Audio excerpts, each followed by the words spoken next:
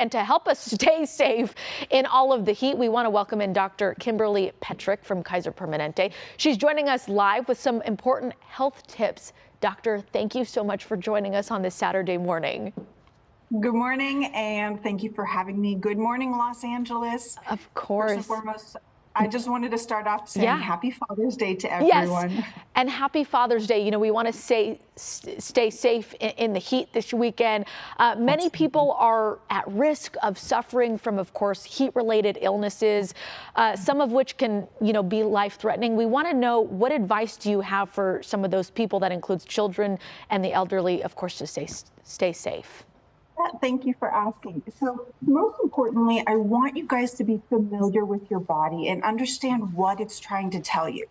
We understand that heat stress is when your body is starting to tell you that it can't handle the heat that it is having. So symptoms like confusion, headache, lightheadedness, dizziness, nausea, vomiting, irritability, are all signs of heat stress. And if we don't pay attention to them, they can turn into heat stroke quite quickly. And that's a medical alarming condition.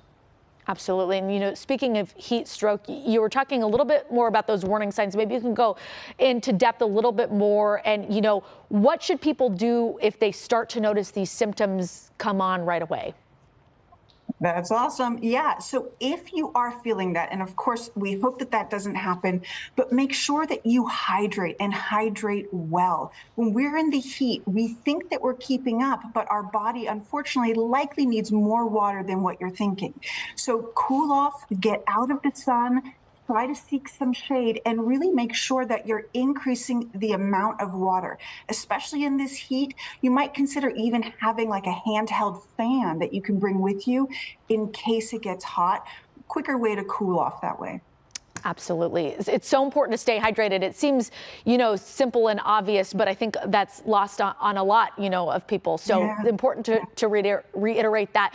We often hear, of children and pets that unfortunately are left in cars. We want you to explain why this is never safe to do during warm weather, not even for a short period of time, not with the windows open. Yeah, thank you. So you're absolutely correct. We never want to leave children, disabled adults, elderly, or pets in the car at any point in time. Even if it's 80 degrees outside and you're parked in the shade with the windows cracked, think about it this way. A car that's been sitting for 10 minutes without active airflow, like the air conditioning, can go up by 20 degrees. Within a matter of 30 minutes, the car will actually reach temperatures of 130 to 170. Even in that first 10 minutes, that temperature is considered overwhelming to the body and can lead to something called hyperthermia, which occurs when the body absorbs more heat than it can manage. And that's when we start having these severe consequences that are unfortunately life-threatening illnesses. And doctor, I hate to hear about any time that happens. So it's really important to get that out there. We also want to talk about sunscreen. Why is it so important to use? How often should it be reapplied? What do you recommend? I mean, these are questions that, all of us tend to have. Yeah. So if you're going to be out in the sun, hiking or at the beach, because it's incredible, as you guys have mentioned, it's going to be phenomenal weather. We need to protect our skin and ourselves from the sun. So an SPF of 30 or higher, and preferably water resistant. But even if it's water resistant, it doesn't mean that it's necessarily going to stay on your skin. So we want to make sure that we are reapplying about every 2 hours.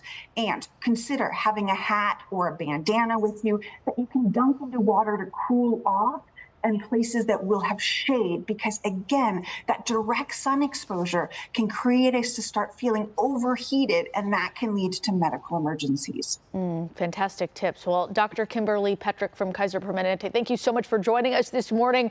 We appreciate it. We will continue to check in with you, as the summer progresses, because, summer's starting next week. So we so appreciate your time. Thank you again. And Rachel and Sheba, we'll send it back to you. All right, Alex, Dr. Petrick, thank you so much.